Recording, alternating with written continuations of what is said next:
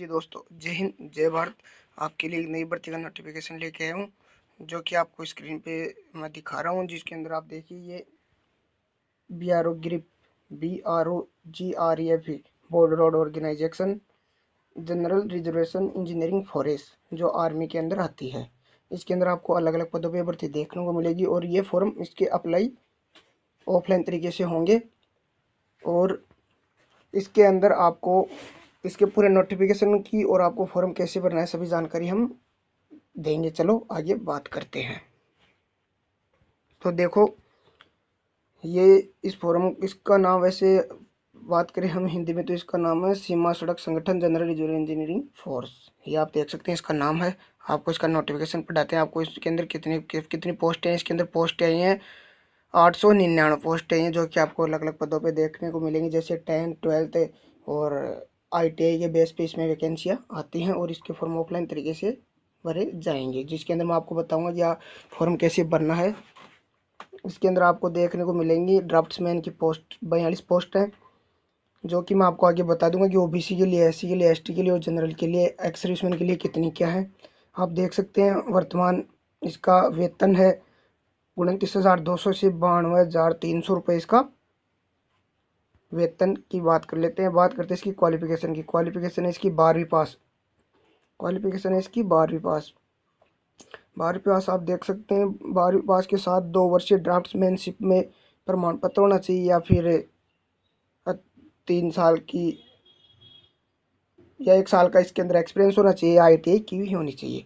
दूसरी पोस्ट इसमें हिंदी टाइपिस्ट की, जो हिंदी में टाइप करने वाले होते हैं उनकी। इसके अंदर रखी गई 10 पोस्टें और इसके लिए सीमा रखी गई है 18 से 27 साल। और इसके लिए पहले रखा गया है 19,900 से 63,200 रुपये। इसके लिए आपको 12वीं पास होना चाहिए और उसके साथ ही आपको पर सेकंड 30 वर्ड टाइपिंग पर मिनट के हिसाब से 30 वर्ड टाइपिंग हिंदी में करने आने चाहिए, तभी आपका सिलेक्शन होगा। फिर तीसरी पोस्ट की बात करते हैं, वह स्टोर कीपर की, SKT की, स्टोर कीपर तकनीकी की। इसके अंदर आपकी पोस्ट है 300। आयु सीमा सेम रखी गई है। और बात करें सैलरी, तो सैलरी हिंदी टाइपिस्ट की और इनकी बाकी पोस्टों की सेम ही रखी गई है। इसके अंदर लिए आपको 12वीं पास तथा गाड़ियों व इंजीनियरिंग उपकरणों को स्टोर कीपर में रखने, उनका रख रखाव संभाल की जानकारी होनी चाहिए, उसका एक्सपीरियंस आपके पास होना चाहिए। अगर एक्सपीरियंस ना भी होगा तो आप फॉर्म अप्लाई कर सकते हैं। फिर बात करते हैं पोस्ट 4 नंबर पोस्ट की, ऑपरेटर कम्युनिकेशन। ऑपरेटर कम्युनिकेशन के अंदर आई है 261 पोस्ट।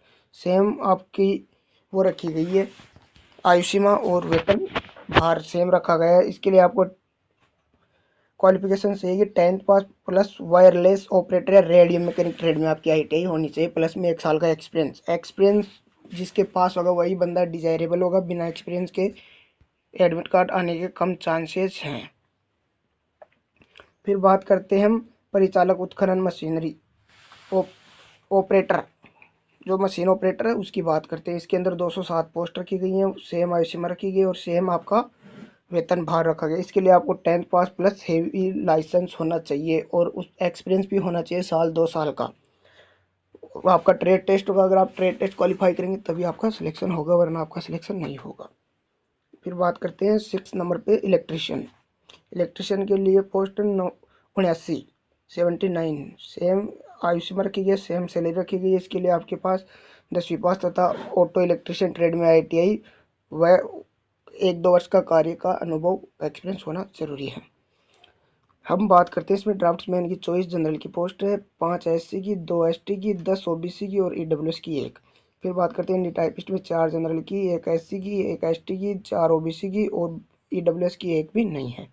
फिर बात करते हैं स्टोर कीपर की। स्टोर कीपर में 151 जनरल की है, 43 SC की, 22 ST की है, 77 OBC की है और 7 EWS की है। ऑपरेटर कम्युनिकेशन में 114 है जनरल की, 41 SC की, ST की 18 है, OBC की 83 है और 5 EWS की है। फिर बात करते हैं ऑपरेटर एग्जीक्यूटिव मशीनरी, उसके लिए 35 जनरल की है, आप देख सकते हैं, और 20 SC की, 15 ST की, 35 OBC की, EWS की 2।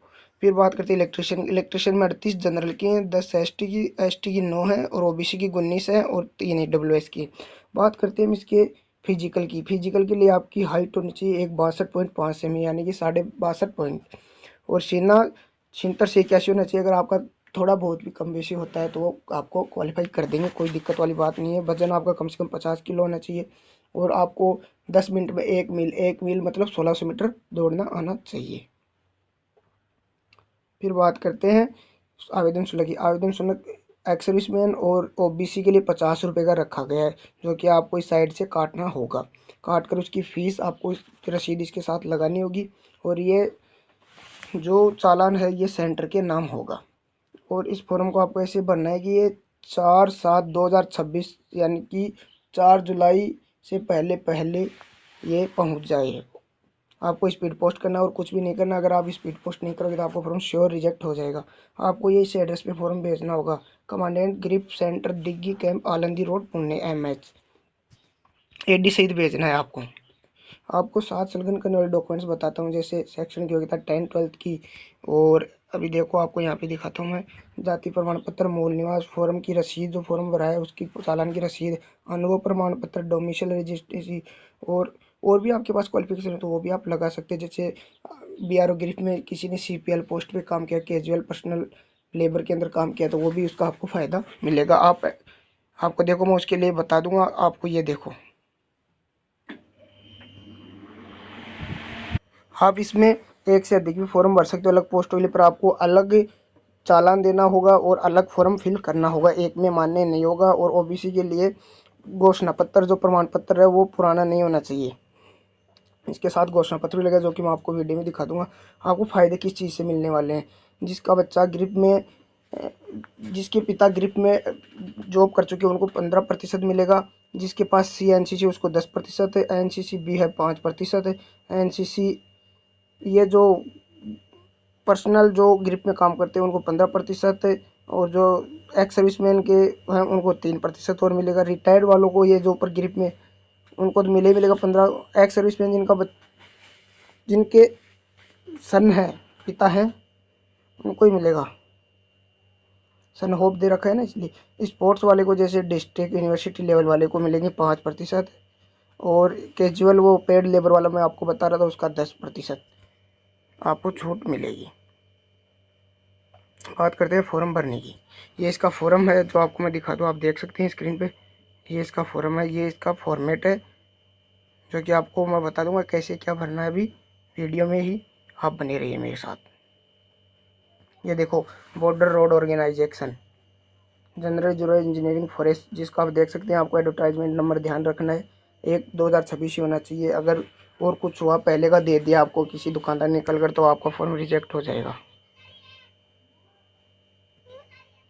ये देखो, ये कंट्रोल नंबर है, ये ऑफिस के लिए। आप इसको कुछ भी छेड़खानी नहीं करनी है। देखो, फॉर ऑफिशियल यूज, आपको इसमें कुछ नहीं करना। आपको फॉर्म ये A4 साइज में 75 GSM में निकलवाना है, वरना आप और भी कुछ ऊंचे नीचा कर लोगे तो आपका फॉर्म रिजेक्ट हो जाएगा।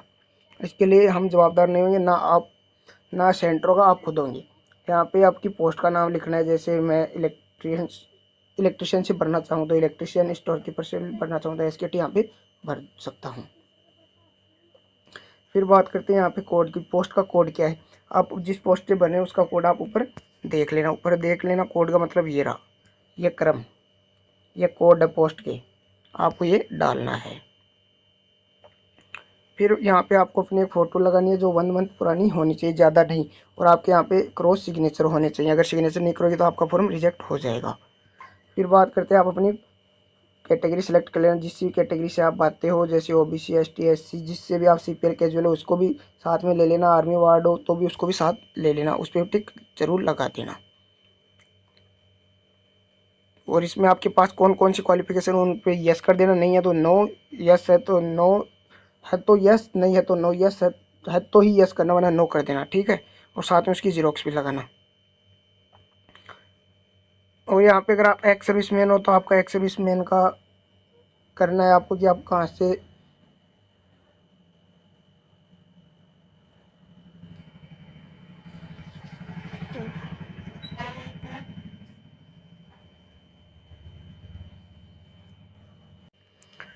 आपको यहाँ पे अपना लिख देना है। यहाँ पे आपकी 10th-12th की मार्कशीट के और आप किसका फ़ायदा लेना है उसका टोटल यहाँ पे लिख देना। आपको मैं फॉर्म में और सही तरीके से भरकर बता दूंगा।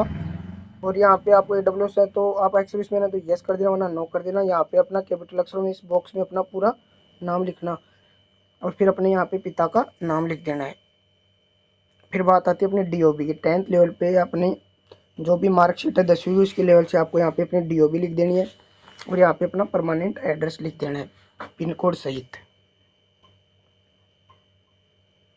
सेम ही ऊपर वाला यहाँ पे लिख देना है आपका एड्रेस। कोई और कटिंग नहीं करनी है, कोई और एडिटिंग नहीं करनी है। यहाँ पे आपको अपना वो किस बैंक से, SBI बैंक से ही आपको चालान काटना है। अदर किसी बैंक से काटोगे तो आपका फॉर्म श्योर रिजेक्ट। आपको SBI से काटना है। यहाँ पे पेमेंट की रेफरेंस और ट्रांजेक्शन ID और अमाउंट 50 रुपये OBC और जनरल के लिए ही है।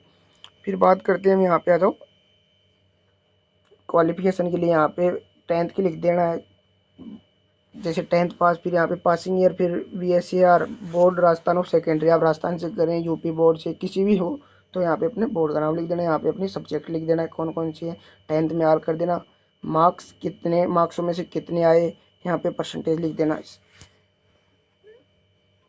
12th की लगाना चाहो तो 12th की लगा देना। फिर बात आती है यहाँ पे टेक्निकल की। टेक्निकल मतलब ITI वालों की। ITI वाले यहाँ पे अपनी ITI लिख देना, पासिंग ईयर लिख देना, कौन सी NCVT STVT किससे भी किया है आपको वो लिख देनी है। यहाँ पे अपने मार्क्स और कितने आए, कितनी परसेंटेज बननी है वो भी लिख देना है। ये है ड्राइवर। ड्राइवर जो भी ऑपरेटर जो भी है उनके लिए है। हेवी का, लाइट का, हेवी का, उनको यहाँ पे कहाँ से, किस स्टेट, किस गवर्नमेंट से हो, कैसे क्या, आपका कहाँ तक अवेलेबल है वो सब लिखना है।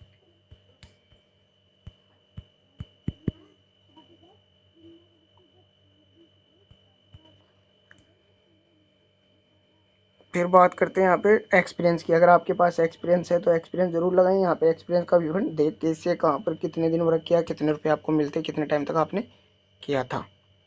ये वो है जो मैंने बताया था CPL, कैजुअल पेड लेबर। ये उसके लिए आपने कौन से सेंटर पे कहाँ, कितने दिन, कितने रुपए में, कौन से ट्रेड में क्या काम किया वो भी जरूर देना, कौन सी यूनिट में किया, और उसका एक्सपीरियंस जरूर लगाना आपको, ना आपका एडमिट कार्ड नहीं आएगा। बात आती है यहाँ पे अपने कॉन्टैक्ट नंबर की। अपने चालू कॉन्टैक्ट नंबर और अपने दूसरे नंबर भी जिससे आपसे संपर्क हो सके। यहाँ पे अपने आधार कार्ड जो भी कॉपी सेल्फ अटेस्टेड होनी चाहिए। यहाँ पे अपनी वैलिड जीमेल जो कि आपके फ़ोन में ऑन है। फिर बात करते हैं डिक्लेरेशन की। डिक्लेरेशन में ये देखो आपको यहाँ पे इसमें सहमति कि आपको डिक्लेरेशन देना है तो यहाँ पे आपको लिखना है अपना पहले जहाँ से आप फॉर्म भर रहे हो, अपने गांव का, अपने स्टेट, डिस्ट्रिक्ट जिसका भी नाम लिखना है वो लिख दें। यहाँ पे डेट लिख दें जिस डेट में आप फॉर्म भर रहे हैं।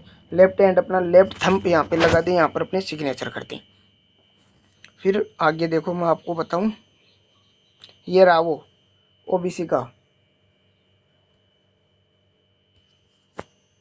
OBC का जो मैं आपको बता रहा था,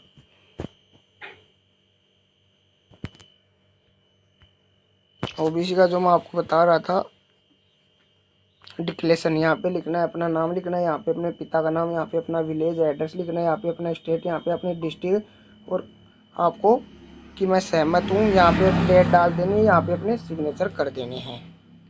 फिर बात आती है एडमिट कार्ड। ये एडमिट कार्ड ये दो पेज हैं, दो प्रिंट है। आपको एक ही पेज पे आगे और पीछे निकलवानी है। यहाँ पे अपनी फ़ोटो लगानी है और यहाँ पे ये ऑफिस के लिए छोड़ देना है। इसके अंदर आपका जैसे भी एग्ज़ाम होगी उसका विवरण आएगा लिखा हुआ, मोहर लगी हुई जो भी है कुछ, वो सेंटर देगा। आपको कुछ भी छेड़खानी नहीं करनी। यहाँ पे अपना नाम, अपने पिता का नाम, अपने हाउस नंबर, विलेज, पोस्ट, तहसील, डिस्ट्रिक्ट, ये सब लिख देना है। और यहाँ पे अपना स्टेट, अपने पिन कोड, और यहाँ पे अपने आधार कार्ड नंबर और अपने कॉन्टैक्ट नंबर। और बाकी इसमें आपको कोई भी छेड़खानी नहीं करनी है वरना आपका फॉर्म श्योर रिजेक्ट हो जाएगा। ये सब सेंटर के यूज के लिए हैं, आपको इनमें कोई भी छेड़खानी नहीं करनी है, वो अपने आप देख लेंगे। ये हो गया आपका फॉर्म का विवरण। और मैं आपको बता दूं कि मैं आपको अच्छे से भरकर और बता दूंगा नेक्स्ट वीडियो में।